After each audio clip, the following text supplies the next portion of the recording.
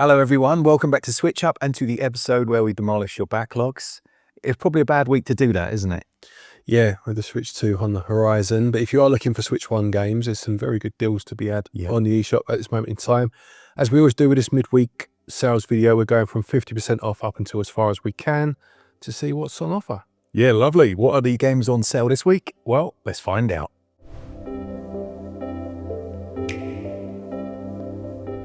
This episode is sponsored by the very interesting looking Starter Case, a supernatural mystery adventure. Yeah, in this game you're asked to find clues, arrange them into documents and point out contradictions between them to solve a series of murders. Yeah, it's set in London in the 1960s where 10% of all the residents have some sort of supernatural abilities. Those are the Staffers from the title, and various incidents are happening involving them. You take on the role of the Manor Affairs Division's newest detective, No Trek, who's trying to make sense of these incidents and find out exactly what's going on. You'll need to rely on the documents that explain each of the suspects' abilities and what they entail in order to make sense of anything and try to solve each case. It looks really interesting. It looks like it combines elements of visual novel, perhaps things like Phoenix Wright in terms of some of the case materials and the way you have to go through them to find those contradictions. And if you're interested in this one, there will be a link in the description and the top pinned comment where you can go check it out. A big thanks to the publisher for sponsoring the episode, and hopefully to you guys for going and checking it out.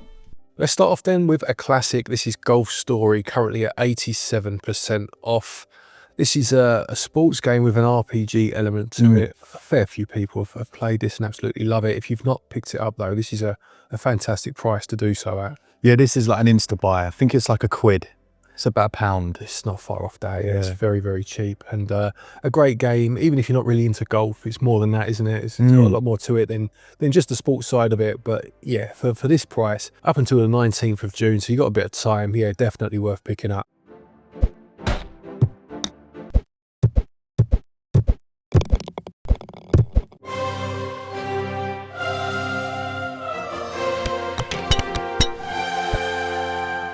My first one then is Digimon World, The Next Order, I think it's called. Yeah. Something like that. And this is basically like a traditional style Digimon game where you're collecting the monsters. You're going around, you get to choose one from the beginning. I think my one that I had for my review, I had like the worst one you could get. Oh, okay. But I thought I was the boy, man. I had this like plant creature and he was amazing. And then in the comments, because obviously you get the fans who really know their stuff, everyone was like, that's the worst thing you can possibly have. I was like, oh. So it does the Pokemon plant, water, fire, etc. Does it? Yeah. Right. Yeah, I liked it. I thought it was great. But I thought the game was good as well. It felt very much like Digimon. I mean, I know it was an older title, so that explains it. But like OG style Pokemon. Yeah, right. Okay, I see that. Yeah. And I was going to say the only one I've played of Digimon is that Survive game, and that's so different. I don't really have a reference point, you know. Yeah, and this was my only real mainline Digimon game. I didn't play the older titles. Yeah. So I thought it was really good, and at this price, yeah, definitely worth picking up. Right, next we've got Born of Bread, which I'm pretty sure you reviewed for us. This is currently 65% off until the 17th of June. Yeah, I don't know if I reviewed it or if it was like one of those little mini episodes. Oh, it might be ones that we did. Yeah, it might be. But this is essentially like a Paper Mario style combat in a world where you play as a little Pillsbury doughboy. Right, okay. Comes out of the oven and it's like the son of the baker. It's like, oh, this is weird. But it's really quite good, but it's not exceptional. Yeah, no. It's like perfect sales pickup. I like the combat. I do like that active turn-based combat, you know, where you got to push a button at the right moments to do more damage. You know, straight out of like the Paper Mario world. But it just works well. Yeah, I mean, I think the thing with a lot of these sort of Paper Mario-esque games, because you had like Bug Fables was another one. Yeah. Since then, obviously, Thousand Year Door has been re-released on the Switch, which kind of makes them not superfluous because that's not fair, but that game is so good that people gravitate towards that now. But if you want a bit more of that on sale, these are good pickups, aren't they? Yeah, exactly.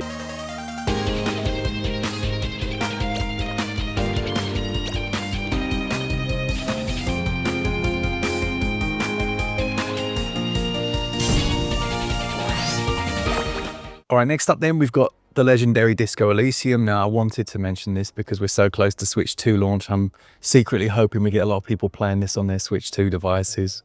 This is a perfect time to pick it up. Very low price. It's that isometric style adventure game that feels like it was something from back in the day, but I can't remember any that were like this, you know? Yeah, no, not really. I mean, I suppose you had things like the Blade Runner games were isometric, weren't they? To a degree, yeah. The games, plural, so Yeah. the Blade Runner game. But yeah, this is very different, but just feels old school. It does, Yeah. it does. I mean, perhaps it's like the writing as well and that side of things. But it is a very adult game, I will say. I've actually been playing this again recently. I've got a problem.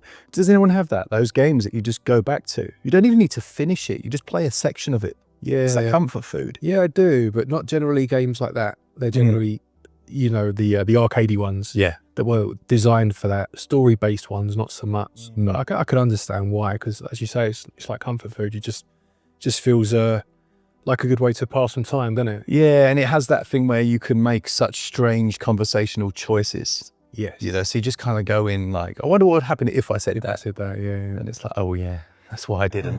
But this one at that price, I would say is worth considering. And we do have a proper review of that one. How you develop these skills, directly impacting how the story progresses.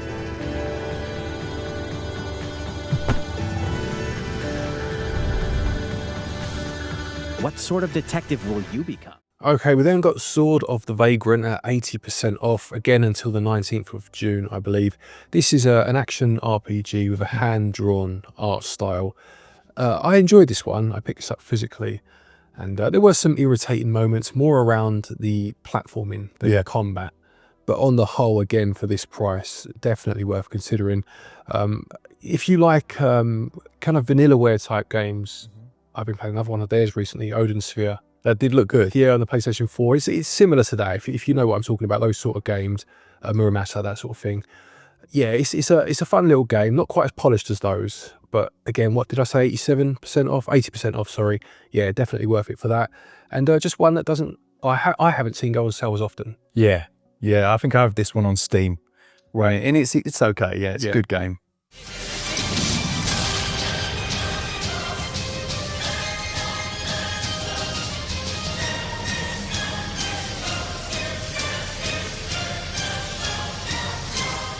All right, next one for me is the Tomb Raider 1 to 3 Remastered trilogy.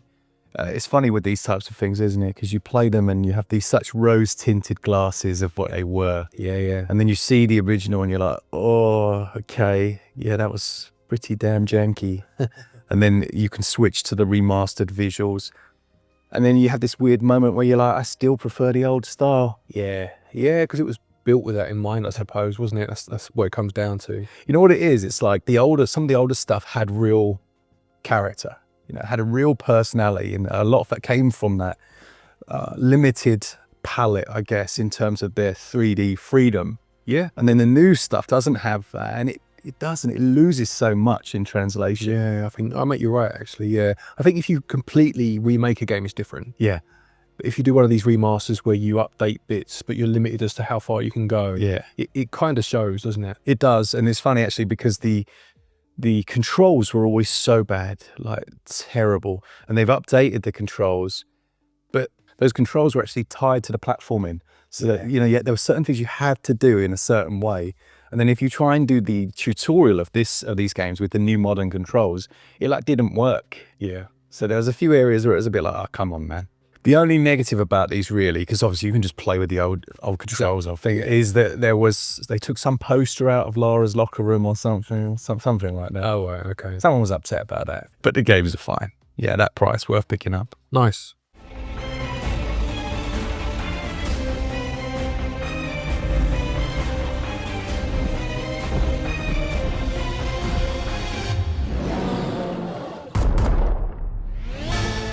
Right, we've then got Wulverblade, which is 88% off. This is a beat 'em up with, like, again, a hand-drawn art style.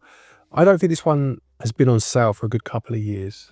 Yeah. You know, when you look on Deku Deals, which is what we use, and it has that kind of graph, it had a couple of dips and it had a straight line of nothingness for Oh, really? and then dropped for this recent sale. So I've included it because I think it's nice to highlight these ones that are so rare to go on sale, and it is a good game. Yeah, what is it? It's a beat 'em up. It's set in, you're playing as like the Britannias fighting the Romans. Nice. So quite a, an unusual setting, and it's just decent. If you want a beat 'em up or you like your beat 'em ups, you'll find a lot of fun here. And what did I get? 88% off. It's just rude not to at that price. Lovely. We're seeing a lot of that. We're seeing a lot of games exactly the same, never on sale. Starting to drop. It's like the developers have gone, oh, shouldn't we have done a few sales by now? Yeah, I think someone fell asleep at the console for a couple of years. Just got a nudge. Switch 2 coming. Just do something quick. But I think this one, its physical release was through Super Rare Games. Right. I think. So again, it's not even one you can get easily physically. So yeah, good time to jump on it.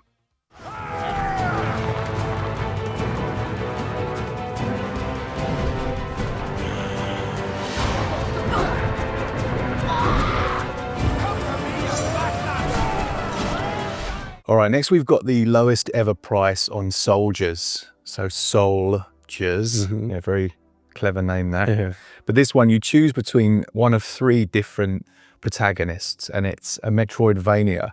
This reminded me of, oh my goodness, what was the game called? There was a game where you had, it's going to really annoy me. My brain's talking about Megalomania, and I'm like, no, it's not that. No, it's not that brain. There was a game where, was it like, you had like 3 goblins? Lost Vikings. Lost Vikings. Yeah. It really reminded me of Lost Vikings Right. in its like aesthetic and it's just its tone. Okay. Like, when you sit down with something, you're like, this reminds me of. Yeah. Not necessarily gameplay wise, Yeah. but like the chunky pixels, there's a lot of similarities. It just felt like the developers loved that game. Yeah, fair enough. There were a lot of scenes I was like, that's straight out of Lost Vikings. Which is a great game, by the way. Great game. Yeah. Absolutely. I was actually playing that a couple of months ago. Oh, yeah. Cracking. I'd never played the sequel. I have, I think. I think I have, yeah. I had the original on the Super Nintendo Nice. back in the day. So good, weren't they? Yeah, it was a great game. Very, very clever. Been done a lot of ways since, but back then, I don't know, it just felt very fresh. It's on the Switch, actually. Is it? Somehow. It's on a compilation, and I forget which and how and where, but it's definitely on there. Nice. It's funny, isn't it? Because you say about it feeling fresh. I think that would still feel fresh. I think so, yeah. I mean, things like, is it Trine? Have kind of done it since. Yeah. But the way that one did do it, It was so methodical. It was. yeah, it was very clever. And yeah, great game. And as you say, this is not like that. No. But it just reminded you of it. Yeah, this This is a Metroidvania, in the classic sense. The problem with this one was it needs so much patching over the years. Right. I think it had like 9 patches, something like that. And it's more than good enough, but you will see in the very later areas of the game just a few longer load times. Okay. But I can handle that. It's fine. Really good game at that price.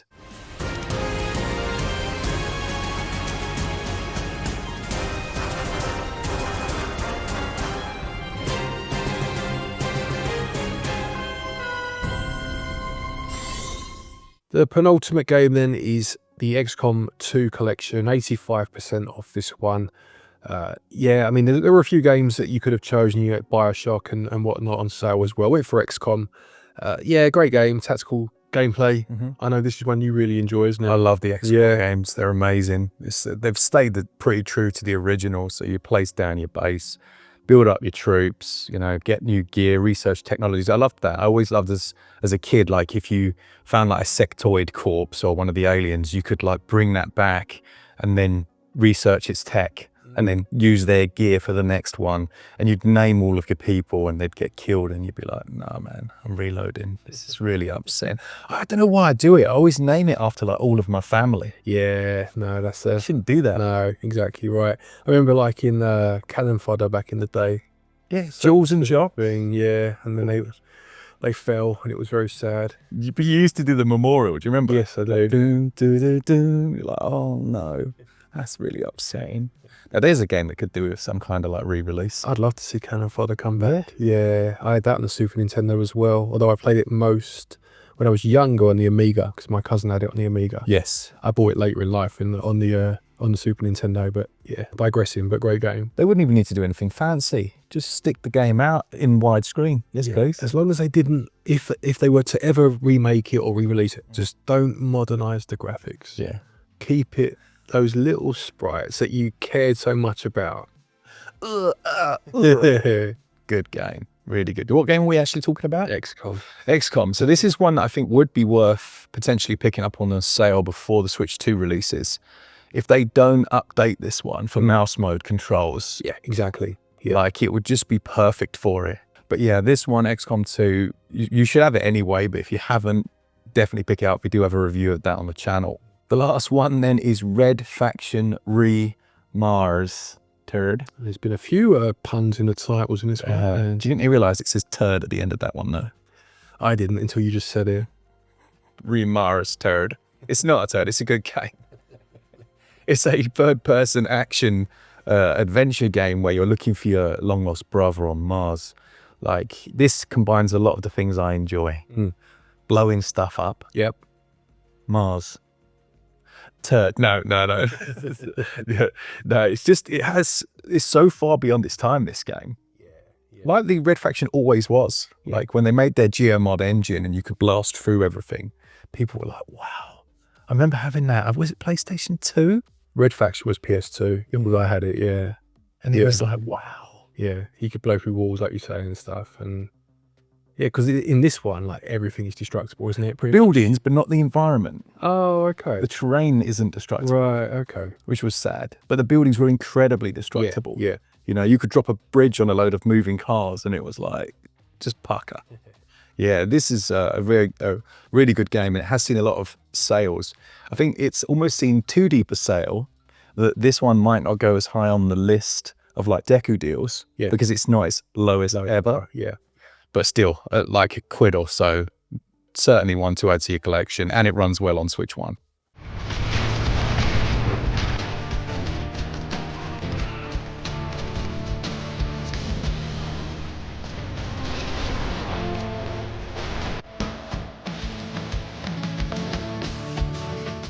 Lovely. There we go then. There's 10 games that are currently on sale. Are you going to pick any of those up, or are there any other games that you want to recommend? Stick it all in the comment section below. And don't forget that if you are looking for credit to do just that, you can use our website, switchup.gg, to pick your eShop cards up, and doing so gets you 5% of your purchase price back as cashback. How many times do you think you've said that? Thousands. There are a lot of people that do use that website. Yeah, I mean, it's worth using. Obviously, it does benefit us, and we do appreciate it. But just aside from that, you know, I use similar things on other websites where you just get a little bit back and it just builds over time. Before you know it, you can get the next one for free. Do you know what I mean? It's funny because we have a PlayAsia one as well that we use all the time. Yes. Yeah. And then sometimes I forget, and he's like, "Did you use the code?" I'm like, "What code?" "You're right. Did you say something?" So that's it. Let us know in the comments, as he said. Thank you to the sponsor of this episode. If you want to support us, you can just click those links below and show them that this was a good place to sponsor. Absolutely right. Thank you to our patrons and our channel members for your continued support, and to each and every one of you for watching our videos. Take care, and until next time, happy gaming.